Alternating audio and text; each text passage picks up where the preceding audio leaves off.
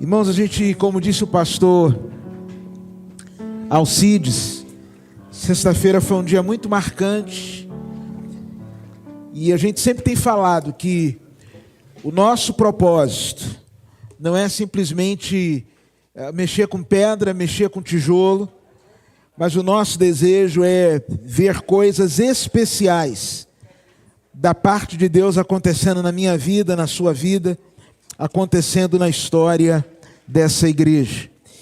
A nossa campanha Somos Um, ela é composta de 4 estações.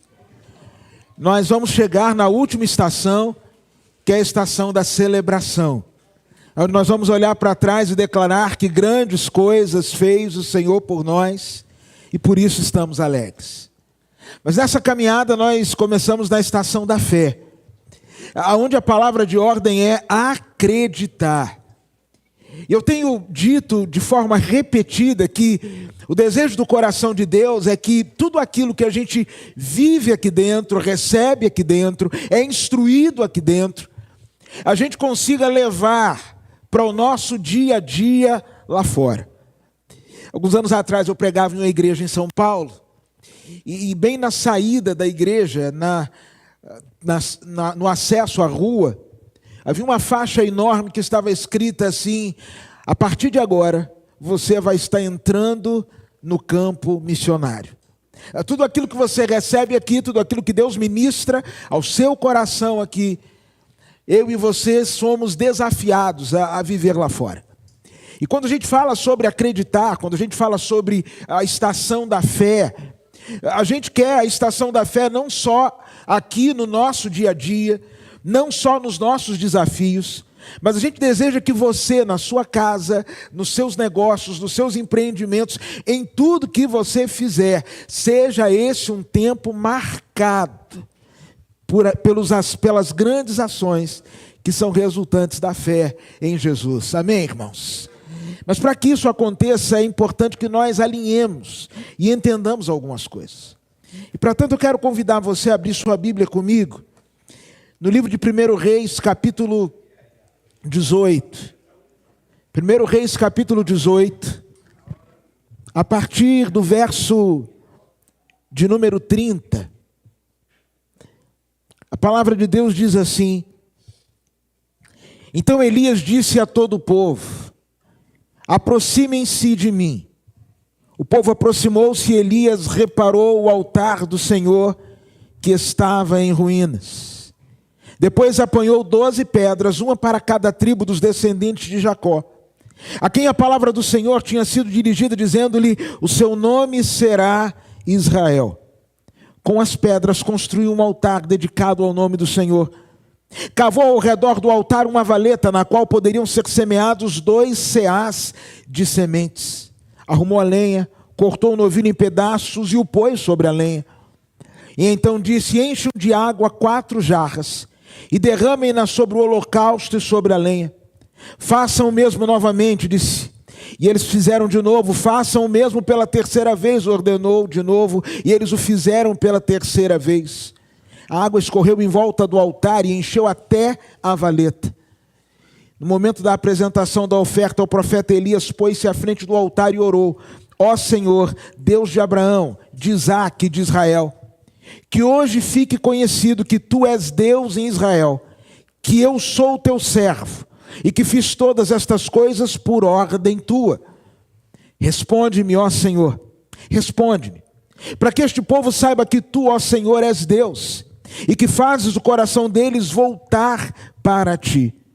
Então o fogo do Senhor caiu, e queimou completamente o holocausto, a lenha, as pedras e o chão, e também secou totalmente a água na valeta.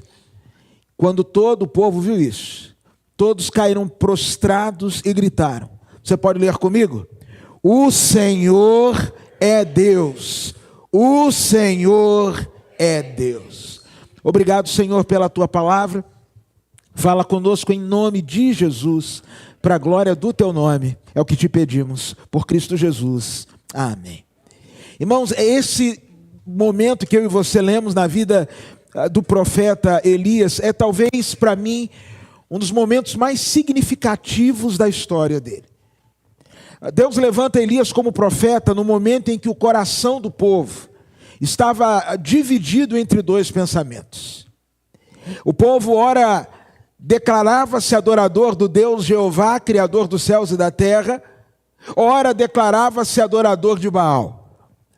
O coração do povo estava confuso. E Deus então levanta Elias como um instrumento para que ele fosse canal de Deus, para trazer o povo de Deus para a volta, ou trazer o povo de Deus para o lugar de onde ele nunca deveria ter saído.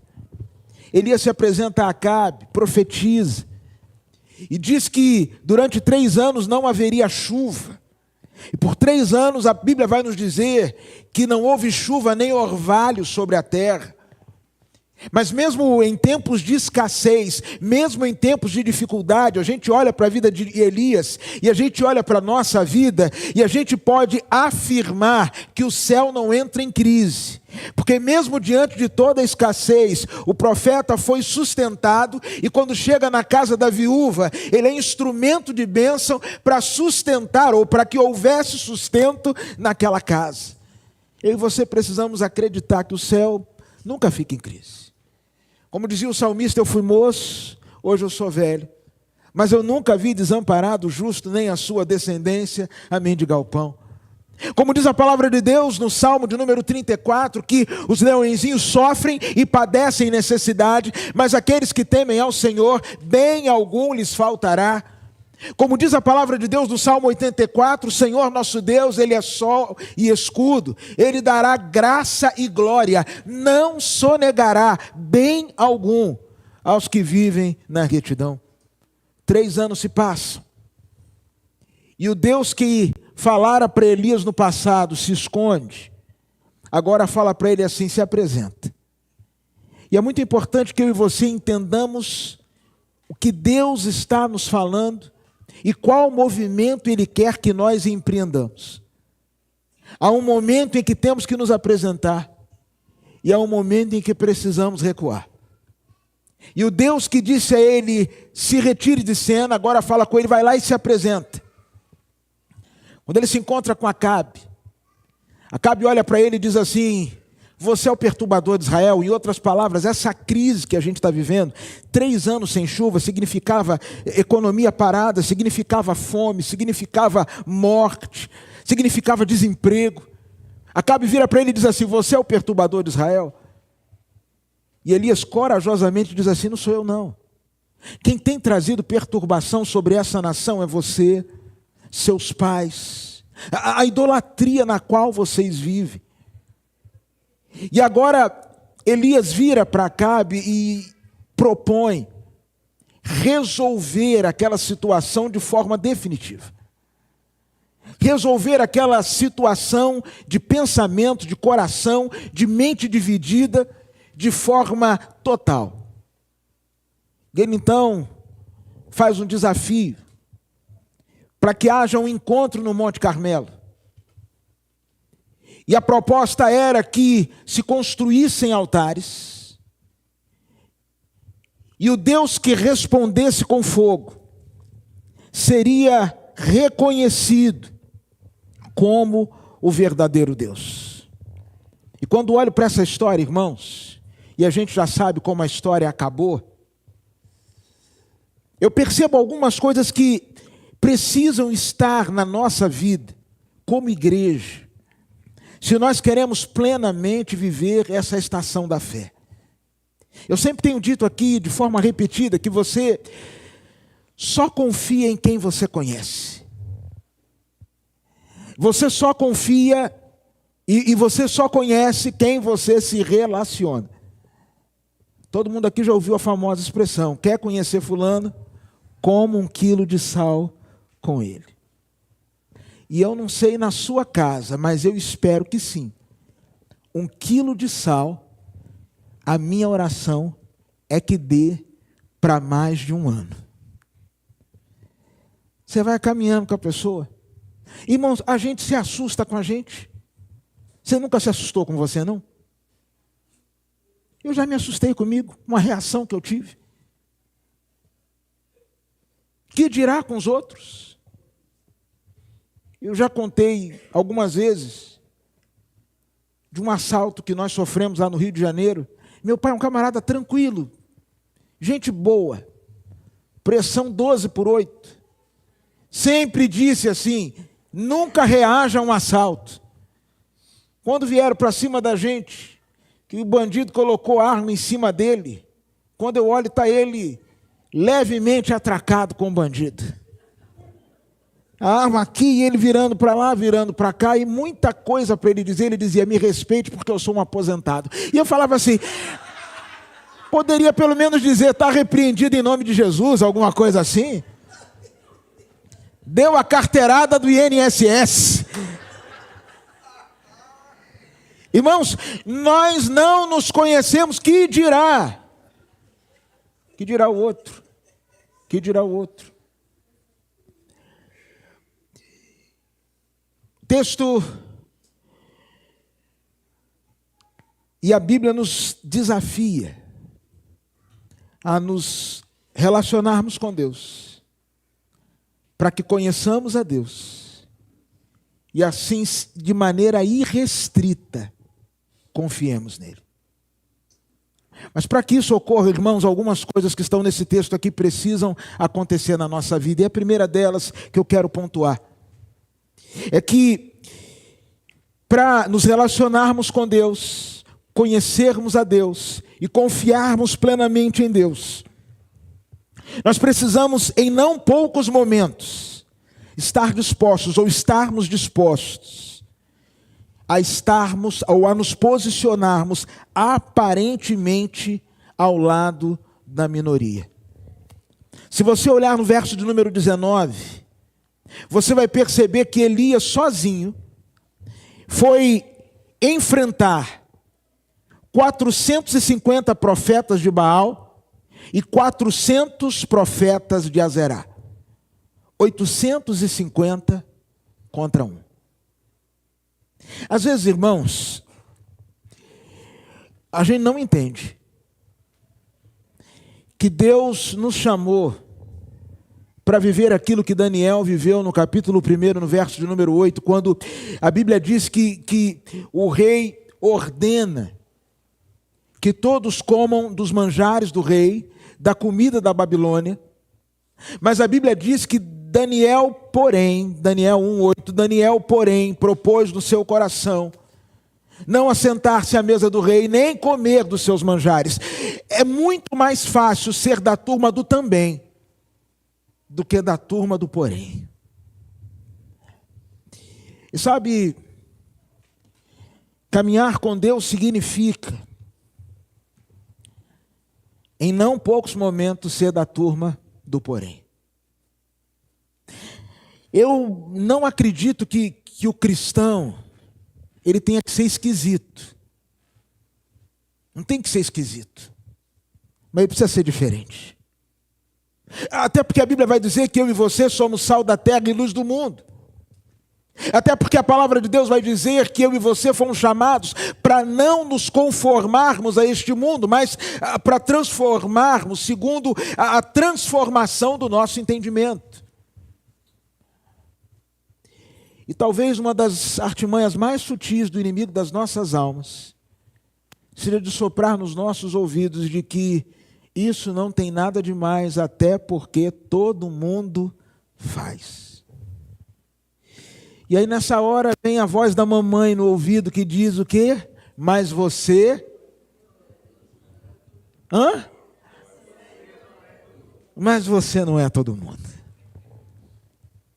Você consegue imaginar a situação de Elias, quando ele se põe no altar, ou quando ele se põe no alto do monte, sozinho, e do outro lado quase 900 pessoas contrárias a ele, e uma multidão prestes a assistir um espetáculo aonde ele no mínimo seria destroçado, aonde ele seria envergonhado, aonde ele sofreria uma goleada.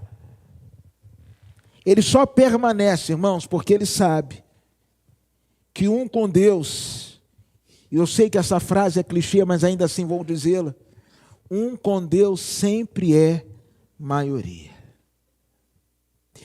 Se você tiver uma palavra vinda de Deus, uma direção de Deus, algo que Deus colocou no seu coração, ainda que venham 900 contra você, fique firme na posição que Deus te colocou. Irmãos, eu acredito que sempre que Deus nos dá uma direção, isso leva para a sua vida. Sempre que Deus nos dá uma direção, nós vamos encontrar apoio, pessoas que vão nos apoiar, mas nós vamos encontrar também confronto. Deixa eu falar uma coisa para você, mês que vem, Deus me dando vida e saúde, eu creio que Ele vai dar, porque minha meta agora é completar 150 anos. Quem ri não vai estar na minha festa para celebrar. E aí, eu não queria, mas se Deus me der vida e saúde, agora eu completo 26 anos que eu fui ordenado ao ministério pastoral. Agora em outubro. E eu não queria ser pastor de jeito nenhum. No ano de 90, Deus começou a falar ao meu coração. E eu fugindo. Agora eu preciso admitir para vocês que inteligência nunca foi uma das minhas maiores habilidades. Porque olha para onde eu fui fugir de Deus. Eu fui para um congresso missionário para fugir de Deus. Não é uma pessoa tão inteligente assim. Tá caindo uma chuva e o cara fala, eu vou lá para fora para não me molhar. E aí eu fui para esse congresso, em 93. E aí eu disse assim, Deus, olha, o congresso começa na quarta. O senhor tem até sábado para me falar. Se o senhor não falar nada comigo, eu vou tocar a minha vida. E o povo ia, voltava no ônibus, ai, Deus falou comigo, que bênção. Irmãos, eu era o único crente que voltava feliz porque não ouvia a voz de Deus. E Deus falou com você? Nada. E essa alegria justamente por isso.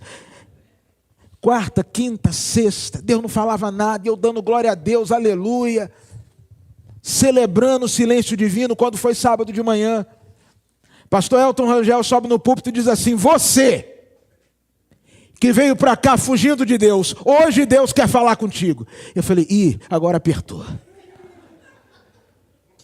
Irmãos, o pastor Russell Shedd começa a pregar, aquela vozinha mansinha que ele tinha, mansinha. E no final ele falou assim, eu não vou fazer um apelo para muita gente, não. Porque a gente faz apelo, vem aquele monte de gente aqui na frente, e daqui a pouco está cada um vivendo do jeito que quer. Eu só vim aqui para falar com uma pessoa.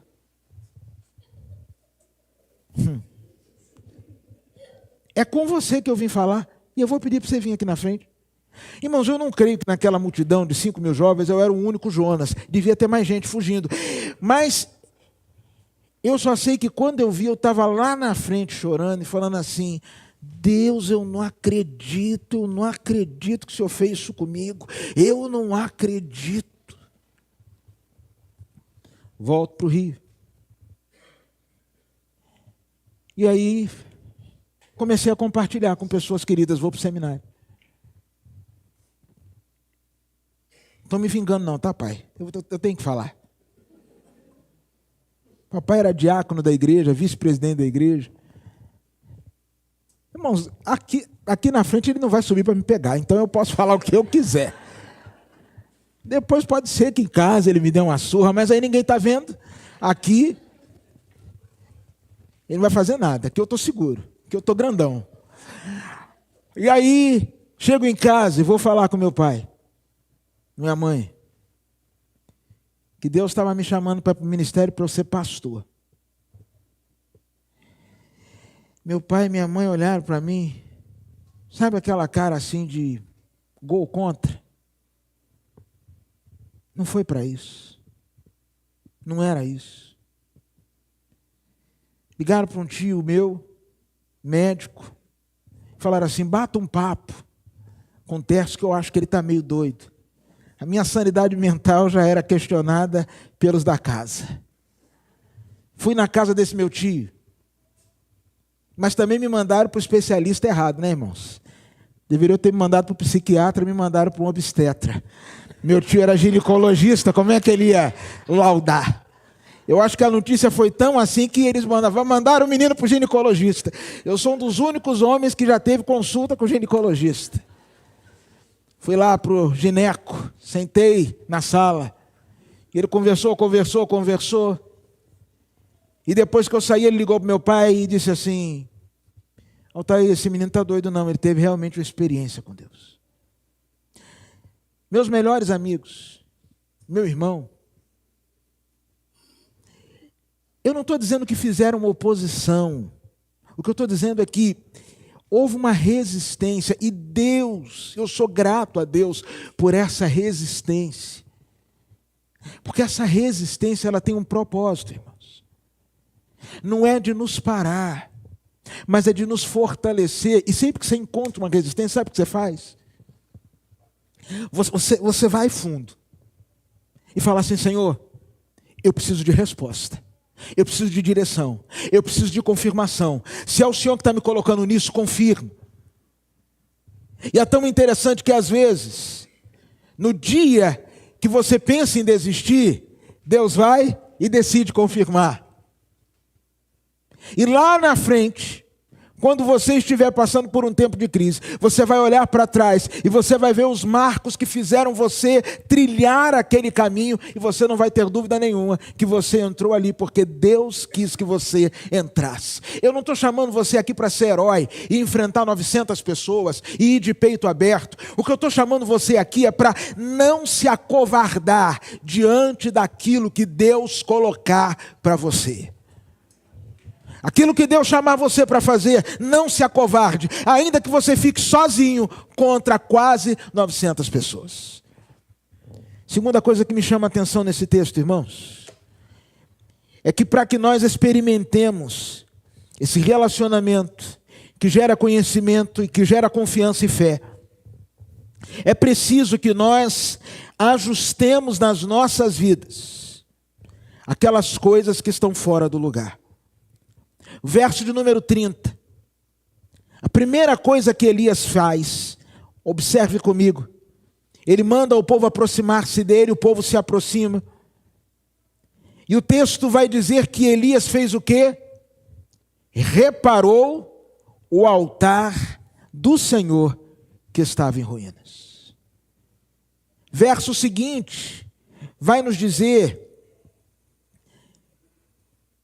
que depois apanhou 12 pedras, uma para cada tribo dos descendentes de Jacó, a quem a palavra do Senhor tinha sido dirigida, dizendo-lhe: seu nome será Israel.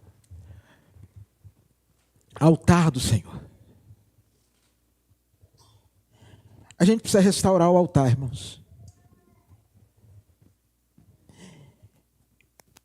Um dia desse, deixa eu confessar aqui um pecado para vocês. Um dia desse eu olhei no meu celular a minha média diária de rede social. Eu não sou social media, eu não sou blogueiro, não sou influencer, não vivo do digital. Mas sabe qual era a minha média diária de rede social? Aproximadamente 3 horas. Nossa, pastor, isso tudo? Olha a tua vida, que deve estar nessa base para lá. Porque é 1 minutinho que você entra só para olhar um Reels. Quando você vê, passaram 10. É 1 minutinho que você entra só para dar uma olhada na vida dos outros. Quando você vê, já passaram 30. É 1 hora que você vai postar uma besteira, que você vai repostar. Eu fiquei pensando, se houvesse um aplicativo que dissesse a média do tempo diário que eu passo com Deus, quanto tempo daria?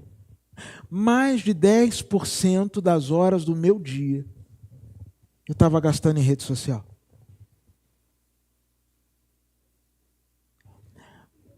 A minha pergunta é: onde é que você está gastando seu tempo? Ai, pastor, não gosto de Instagram. Não gosto, nem mexo. Beleza. Mas às vezes passo o dia inteiro no YouTube. Passo o dia inteiro no PS4. Passo o dia inteiro, enfim, em qualquer uma dessas plataformas. E, por favor, eu não estou criticando isso. O que eu estou criticando é o meu e o seu descompromisso com o altar do Senhor. Irmãos, por vezes tenho a impressão que nós oramos por desencargo de consciência. Pelo sim, pelo não, vamos dar uma orada. Vamos viajar, gente? Pelo sim, pelo não, vamos orar. Vamos comer pelo sim, pelo não. Vai que essa comida faz mal. Então já vamos orar aqui e repreender todo o mal que tem nessa comida. O altar. Ele começa reparando o altar. Irmãos, nós lemos muito pouco a Bíblia. Nós oramos pouco. Nós temos pouco tempo a sós com Deus. Eu sou muito grato a Deus por algumas coisas que eu recebi dos meus pais e eu tenho aprendido a honrá-los e também a expô-los às vezes, enquanto eles estão comigo. Mas, por exemplo, foi na sala de casa que Deus confirmou o meu chamado para o ministério pastoral. Teve o congresso, mas foi na sala de casa, fazendo devocional com a minha mãe. Todo dia antes de dormir, minha mãe recitava o mesmo versículo. Em paz me deitarei e dormirei, porque só tu, Senhor, me fazes habitar em segurança. De manhã, quando acordava, deitei, dormi e acordei, porque o Senhor me sustentou. Sexta-feira era dia do papai pegar revista da Escola Bíblica Dominical e fazer a lição com a gente. E às vezes, na hora de dormir, pegar a Bíblia e ler. E ele dizia, vou ler a Bíblia para vocês dormirem. E eu não estava com vontade de ouvir, irmãos, eu confesso. Aí eu virava para o canto e dizia, já estou dormindo. Aí ele falou, não tem problema não, eu vou lendo. E eu falava, rapaz, ele não vai parar não. E ele lendo. Vai querer driblar o Pelé? Fazer graça com o dono do circo? O cara sabe tudo. Irmãos, há uma expressão que os judeus usam. E eles falam assim, o avô orava em hebraico. O filho está orando em inglês. O neto não ora mais. A fé dos nossos pais, que nos foi passada, nós não estamos passando para os nossos filhos. Os nossos filhos não têm a mesma devoção que no passado nos foi enxertada. A gente precisa reconstruir o altar. Ele repara o altar e diz a palavra de Deus que ele pega 12 pedras. E aí você vai me perguntar, e a Bíblia vai dizer uma para cada tribo de Israel. Bem, nesse tempo já não existiam mais 12 tribos. Nesse tempo eram 10 tribos de um lado e 2 tribos para o outro. As tribos já haviam se dividido após o reinado de Roboão. Havia o reino do norte, o reino do sul. Mas se não existiam mais as 12 tribos, por que ele ainda pega 12 pedras? Porque aquilo que estava separado não fazia parte do plano original de Deus. E às vezes, irmãos, nós não precisamos de uma nova história. O que nós precisamos é voltar a viver a antiga história que Deus projetou para nós. Quais foram as verdades e sonhos e projetos que Deus estabeleceu para a sua vida? Quais foram as coisas que Deus estabeleceu para a sua história, para a minha história, para a história desta igreja, para a nossa caminhada na terra? Mais do que uma nova história, nós precisamos voltar para aquela antiga história. Mas deixe-me dizer a última coisa, tem muito mais coisa que poderíamos dizer aqui, mas deixe-me falar apenas mais uma coisa nesse texto. É preciso que tenhamos coragem para a caminhada solitária, é preciso que tenhamos disposição para ajustar aquilo que está atrapalhado, mas é indispensável, irmãos, que coloquemos o que há de melhor no altar do Senhor. A Bíblia vai dizer, a partir do verso de número 33, que ele prepara a lenha, prepara o altar, corta a lenha, faz uma valeta que cabiam aproximadamente medida de 2 sementes, ordena que eles encham 4 jarras de água, e diz-nos a palavra de Deus, irmãos, que por 3 vezes ele derrama a água sobre o altar. Só para a gente recapitular, há quanto tempo não chovia? 3 anos. Numa terra seca, há algo mais precioso que água? Numa terra seca, desértica, não tem nada mais precioso que a água. E aquilo que havia de mais precioso foi colocado no altar. Irmãos, nós não devemos dar o nosso pior para o mestre, não. Você precisa dar o seu melhor para o Senhor. Dá o seu melhor, melhor do seu tempo, melhor do seu vigor, melhor da sua vida, melhor da sua inteligência. Eu fico pensando, irmãos, que às vezes nós perdemos o senso de excelência no serviço cristão. O senso de excelência.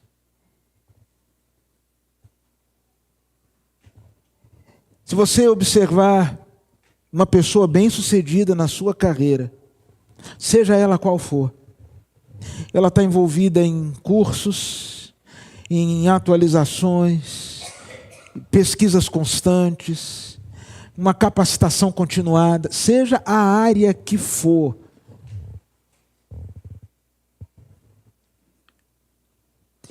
Mas às vezes essa mesma pessoa que é tão dedicada lá fora, quando se trata do reino de Deus, do altar, faz de qualquer coisa. E a Bíblia diz, ai daquele que faz a obra do Senhor relaxadamente. Deixa eu dizer uma coisa para você com muito carinho, como seu pastor. Falo para você e falo para mim, é melhor não fazer do que fazer para Deus de qualquer jeito. Porque fazer para Deus de qualquer jeito, para Ele, não vale de nada. Você pode encher os meus olhos. Eu falo assim, uau! Mas para dele não vale de nada. Ele pega, irmãos, o melhor e coloca sobre o altar. Eu não sei quem aqui lembra de uma época que a gente falava, ou quem aqui foi criado, talvez, dentro da cultura, ou dentro de uma cultura familiar, aonde o primeiro lugar para usar roupa nova era onde? Na igreja. Sapato novo, vai para a igreja. O pessoal lá no Rio até às vezes falava assim, é roupa de ver Deus, né? Que era aquela roupa que a pessoa botava para ir para a igreja. Bebê quando nascia, obviamente, ia ao pediatra, tomava as vacinas todas. Mas o primeiro passeio era onde? Irmão, hoje vai no shopping, vai para a praia, vai para o trapichão, vai para tudo que é lugar, só não vai para a igreja, que tem muita gente. Os irmãos acreditam que tem gente que não voltou para a igreja até hoje por conta da Covid?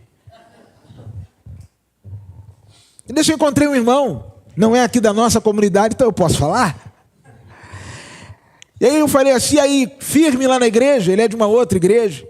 Falou, pastor, depois da pandemia eu estou evitando a aglomeração. Aí um dia,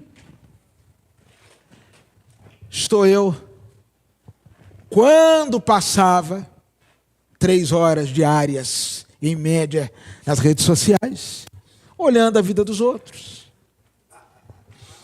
Um grupo de irmãos foram assistir o jogo do CRB.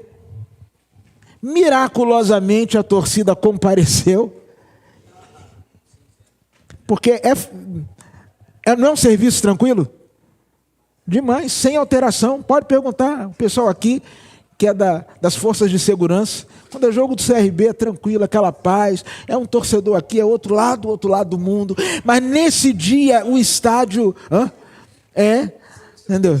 Aí, o irmão teve aqui 1 hora para louvar, para falar, para mandar o povo bater palma, para fazer o seu... Eu não falei nada, cara. Eu falei... Irmãos, alguém me viu criticando esse rapaz enquanto ele fazia isso? Eu não sei nem o que é eu não sei o que é isso. E está gravado. Então assim, eu tenho absoluto respeito ao seu trabalho, e o irmão tem essa agressividade gratuita comigo.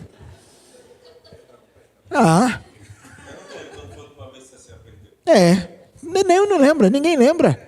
Se já parou de jogar, não perde mais, louvado seja Deus por isso. Mas aí, olha irmãos, o inimigo não está deixando eu terminar a mensagem. Aí depois o povo fala que o pastor fala demais. A invencibilidade é ofensa. Tá acabado ele. Qualquer coisa, dá voz de prisão e leva. Aí, o irmão que não vai na igreja por conta do Covid, quando eu olho, tá lá o vídeo. Ele no meio assim de umas 1000 pessoas. Ele bem no meio ali, na arquibancada alta, botando a mão para cima e gritando, meu coração é vermelho. Eu falei, ué, rapaz. Aí, é o outro. Na hora do envelope eu atrapalhei o irmão. O irmão agora quer me atrapalhar. Aí eu falei, engraçado, só para a igreja que não vai. Irmãos, nós precisamos. E eu não estou falando que vir para a igreja, eu não estou falando do igrejismo, não é disso que eu estou falando, por favor. Eu não estou falando de religiosidade. Mas eu estou dizendo que a sua agenda revela quais são as suas prioridades. E nós precisamos, irmãos, derramar o que há de mais precioso no altar do Senhor. Eu quero concluir dizendo que a grande tragédia dos nossos dias é que nós ansiamos pelo melhor de Deus, mas entregamos o nosso pior para Ele. Nós ansiamos pelo melhor de Deus, mas entregamos o pior para Ele. Deus está te convidando hoje. Deus está chamando a sua igreja hoje para um relacionamento que vai gerar conhecimento e que vai produzir confiança. Eu não tenho todas as respostas daquilo que Deus vai fazer. Eu sei que Ele vai realizar. E assim como o povo bradou em 1 Reis capítulo 18, o Senhor é Deus. Nós aqui também vamos bradar, o Senhor é Deus. Louvado seja o Senhor.